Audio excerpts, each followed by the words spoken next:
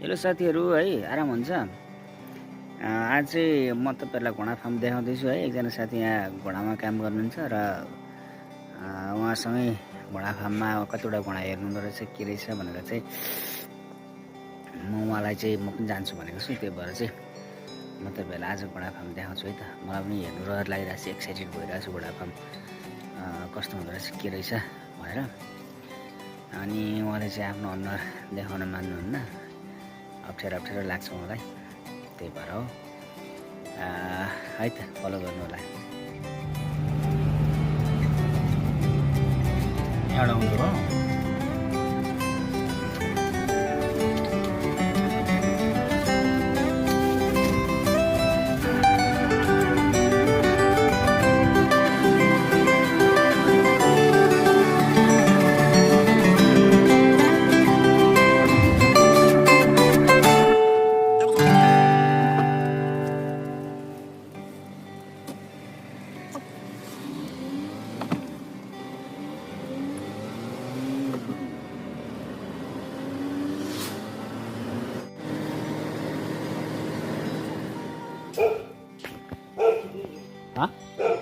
नखिच्नु। ए साथीहरु आइपुगेको छु। यहाँ चाहिँ घोडा पनि रहेछ अनि यहाँ गाई फार्म पनि रहेछ। म तपाईहरुलाई गाई फार्म पनि देखाउँछु है त आज। कोरियामा गाई फार्म कस्तो रहेछ है त। आमामा गाईहरु त तारी गाई, माली गाई, ओहो यो सबै गाईहरु हो। यिनीहरूले कन्याउँदा के गर्छ? भाग्दो रहेछ। ए गाईहरु कत्रो गाईहरु। गाई होइन गोरु। यो खाने गोरुहरु है, खाने गोरुहरु भनेको यही हो। यता पनि छ। ए आम्मा यो खाने खालकोहरु है यो। यो चाहिँ कोरियामा चाहिँ खाने गोरुहरु यसरी पाल्दो रहेछ। साथीको घोडा पनि माथि हिँडिरहेछ। घोडा देख्नु भइरहेछ। योदेखि माथि चाहिँ घोडा हुँदो रहेछ।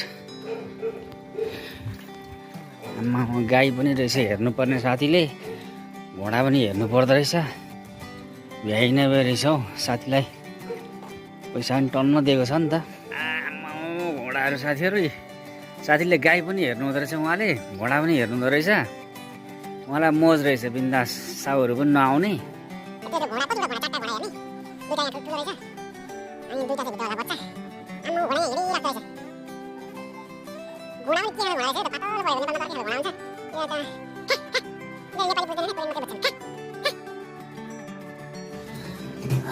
अनि घोडाले खाने चाहिँ चारो चाहिँ यो रहेछ, मकै दानाहरू, मकै घाँसहरू।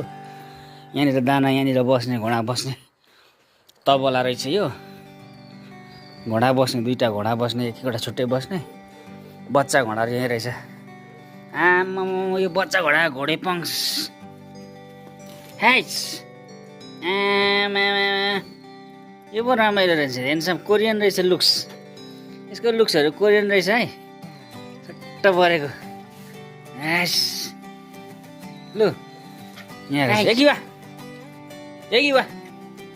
यगिवा भन्दाखेरि आइरहेछ। रमाइलो रहेछ साथी हो। यस्तो रहेछ यहाँ घोडा फार्म। रमाइलो रहेछ। घोडालाई दुईटा बच्चा घोडालाई चारो दियो, अनि उता ठुलो घोडालाई चारो दियो बिहान बेलुका, अनि गाईहरूलाई पनि चारो दियो बिहान बेलुका। त्यस्तै रहेछ। रमाइलो रहेछ। साथीलाई गाडी पनि दिएको रहेछ। गाडीमा सर्ट गयो। अनि सबकै घरमा कोठा पनि रहेछ। मस्ती रहेछ हौ साथीको त। एक्टेरी खालु है। रमाइलो रहेछ।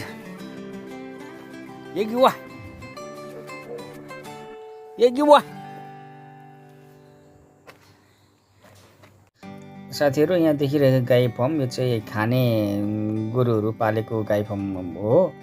अनि यस्तै दुध बेच्ने गाईहरू पालेकोलाई अब दुध बेच्ने गाई फर्महरू पनि हुन्छ तिनीहरूलाई होइन। अनि त्यसरी फरक फरक तरिकाले चाहिँ गाई पालनहरू गरिन्छ। अनि यहाँ चाहिँ यसरी यस्तो गाई फर्महरूमा पनि धेरै नेपाली साथीहरूले काम रोजगारी पाउनु भएको छ है त। यिनीहरूलाई रेखदेखको लागि कुकुर रहेछ, टमी कुकुरलाई बाँधेर राखेको रहेछ। ओहो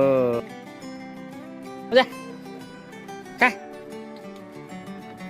त्यो राम्रो कुकुर भएर बाख्रा पनि रहेछ यहाँनिर साथीहरू। बाख्रा कस्तो रहेछ बाख्रा? म कालो रहेछ।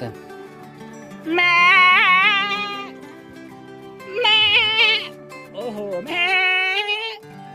एउटा माई रहेछ, 3टा बच्चा रहेछ। ल नेपाली भाषामा म्या गरेको त यो त कुकुर त रिसाएर पुरा भोको त यो है। हान्छ हान्छ गुड छायो। ल ठिक छ साथीहरू। खा भन्दाखेरि बुझ्दो रहेछ तैँले। खा खा टोक्दैन होला नि त। खा। ओहो रमाइलो भयो धेरै पछाडि। घोडा कालो छ घोडा। वाउ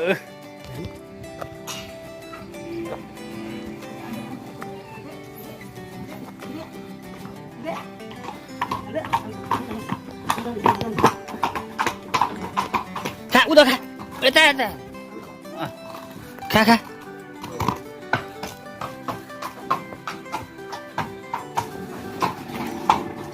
ओ माई गड आफै बस आफै बस। ठिक ल साथीहरू यस्तै छ कोरियाको दुःख सुख। दुःख त छँदैछ जिन्दगीमा, तर पनि यसो हल्का रमाइलो साथीभाइ यसो उसो होइन। कहाँ छन् कसो छन् भन्ने कुराहरू रमाइलो हुन्छ। जोस् गाई फर्ममा पनि रमाइलो हुँदो रहेछ। गन्ध सन्ध पनि खासै केही पनि छैन। मलहरू पनि यहाँनिर व्यवस्थित तरिकाले पालन गर्ने, व्यवस्थित तरिकाले चारो पनि यो परालको झुसहरू काटेर दिने, अनि दानाहरू पनि मिसिनबाट हालिदिने। राम्रो रहेछ, गजब लाग्यो है त।